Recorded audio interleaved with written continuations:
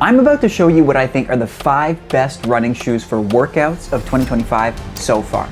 These shoes are made to help you run fast while still giving you a little bit of support. So if you're in the market for running shoes for your threshold runs, your long runs, maybe your track intervals, basically anything between a race and an easy run, keep watching. This video is for you because we tested a whole lot of these shoes and ranked our favorites from 5 all the way down to 1. So without further ado, let's get started with number 5, the Saucony Endorphin Speed 5.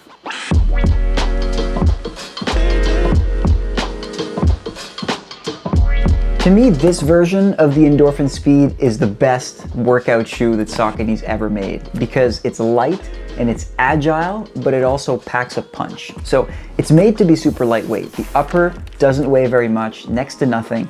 The lower, or the midsole, is made of Saucony's Power Run PB foam, which is a super lightweight foam that still has a good responsiveness to it. And one particularity here is that it does have a plate, but not a carbon plate. It's a nylon plate, which is technically better for shock absorption, but not necessarily for speed. My knock on this shoe is I think Saucony could have made it faster. They could have used carbon instead of nylon, and they also could have used their fastest foam of all, their Incredi-Run foam that they use in their racing shoe, the Endorphin Elite 2. But instead they went for something a little bit safer, a little bit more cushioned. And I mean, I respect that. They're trying to find the balance between cushioned and fast. And what they come up with is a very lightweight shoe that just feels really good. So I think this shoe is going to be popular with those who value lightness, quick pace changes, even taking turns quickly because it is close to the ground and just feels nice and grippy underneath as well. Meanwhile, I think those who've become accustomed to the big, bulky super shoes might want to avoid the Speed 5 because its power might feel underwhelming compared to a shoe that's maybe a bit more bolstered with carbon or supercritical foam. And I mean, 35 millimeters of stack height is not that much compared to some of the bigger, more powerful shoes that are out there. Think of the Endorphin Speed 5 as your companion for fartleks, intervals, anything that requires a quick cadence and maybe rapid pace changes. And if you want to find out a little bit more about the Endorphin Speed 5, you can check out the video we made on Saucony's entire Endorphin lineup for 2025, so their performance shoes. And in it, we gave it a Marathon Handbook rating of 7.6. Okay, time to move on to number 4, the Nike Pegasus Plus.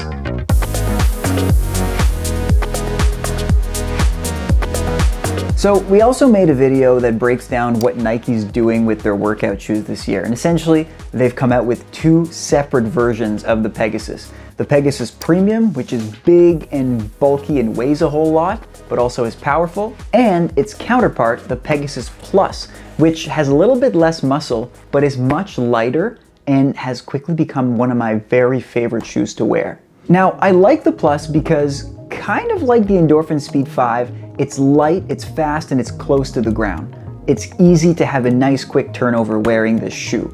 And even though it doesn't have any type of hard structure in it, so no carbon, no nylon, it kind of gets away with having just a big slab of Zoom X foam, which is Nike's proprietary super foam that they put in their racing shoes. So no carbon plate, but still a whole lot of power in a super light package. This is kind of a made-up stat, but I can't really think of a shoe that weighs so little, that doesn't have a carbon plate, and that feels quite as powerful as the Pegasus Plus. And I think people who value lightness but also power in a workout shoe will quite enjoy the Pegasus Plus.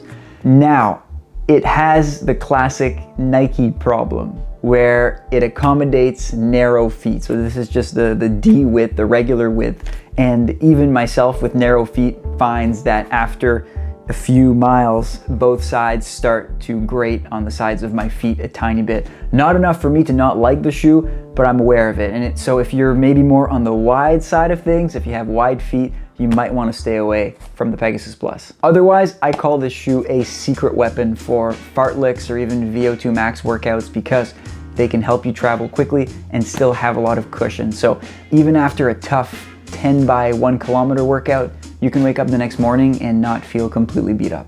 Overall, we gave this shoe a rating of 7.9, mostly bolstered by a quite good performance score of 8.5.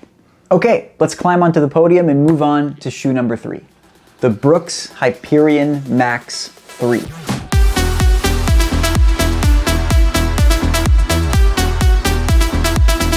So we just recorded a standalone video of the Brooks Hyperion Max 3, and the takeaway was that it filled a gap inside of Brooks's super shoe lineup, because Brooks didn't yet really have a shoe with this tall a stack height and this aggressive of a rock forward profile. So we're looking at one of these shoes that weighs quite a bit, but also is incredibly powerful and just thrusts you onto your toes for your workouts. So here's how it's made.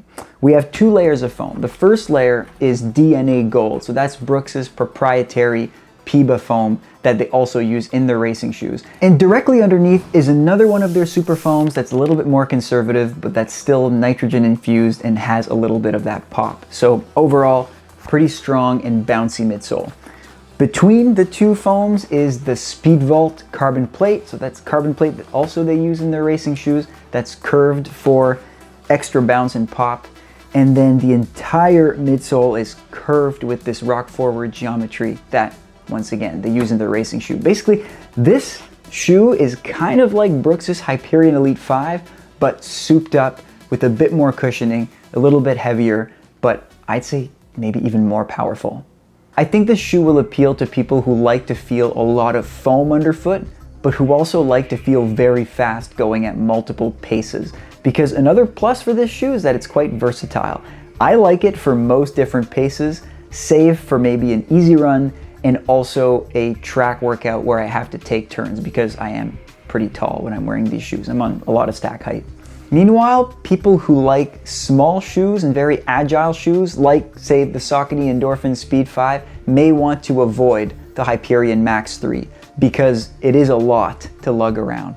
And also, if you happen to land on your toes more, this might not be a good fit for you because while it does rock you forward, it kind of makes you land on your midfoot and then get onto your toes. And so if you're very much a forefoot runner, you might find this shoe a little bit awkward. But for everybody else, this shoe especially thrives at threshold pace and marathon pace, and it's an absolute beast.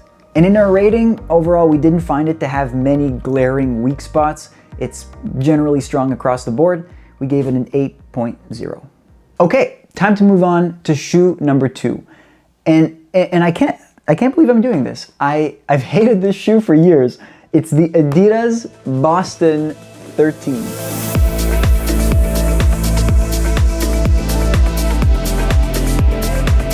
My colleague Michael Doyle and I have this ongoing feud around the Adidas Boston. Is it a good shoe or is it complete trash? And turns out we're not the only people feuding about this shoe, and we haven't been over the years. It's apparently one of the most divisive shoes in the running world. I think the reason for that is that for the longest time, people didn't really know where to place it. I certainly didn't. I didn't know if it was meant to be a workout shoe or an easy running shoe. It had a lot of rock forward profile, but also was kind of big and clunky and not that comfortable. And now at this point, with the Boston 13, Adidas has decided to make it lighter, faster, and more aggressive. And it's a workout shoe.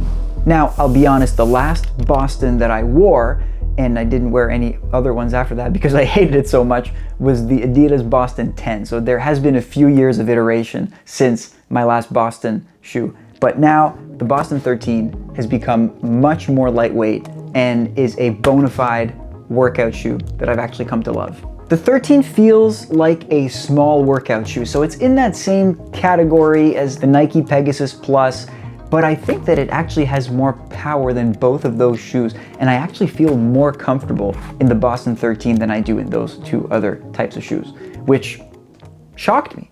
Now, if you're an Adidas fan, the construction here is quite familiar.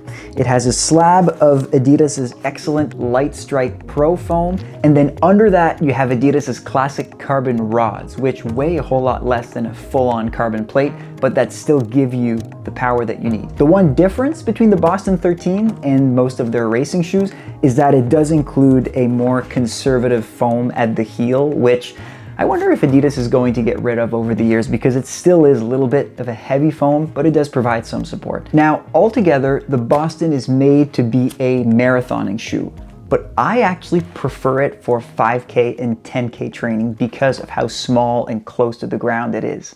I love it for hill workouts, I love it for intervals, but it also does a good job on fartleks and even longer threshold or long runs. I figured that with the shoe this small, I would hear my joints screaming near the end of a run, but that wasn't the case here. It's just pared down the perfect amount, and yeah, I can't believe what I'm saying. I really used to hate this shoe, and now it feels really good. So if you've been a Boston shoe hater over the years, give the 13 a try. It's worth reconsidering. Now, with all that said, it is a harder shoe, and so if you're someone who likes a lot of cushion, you might want to avoid it because after a while, you do feel like you're slapping the ground a little bit. Now, our overall rating for this shoe, bolstered by an especially strong design and performance score, is an 8.3. Okay, now, speaking of controversial running shoes, I'm already feeling the heat in the comments for the shoe that I've chosen as my #1 workout shoe of 2025. A lot of people hate it. I was very skeptical of it from the start. I was converted after I worked out in it a couple times, and I kind of still can't believe that it's as fast a shoe as it is. Anyway, let me stop rambling and present to you the best workout shoe of 2025 so far, in my opinion. We have the Nike Pegasus Premium.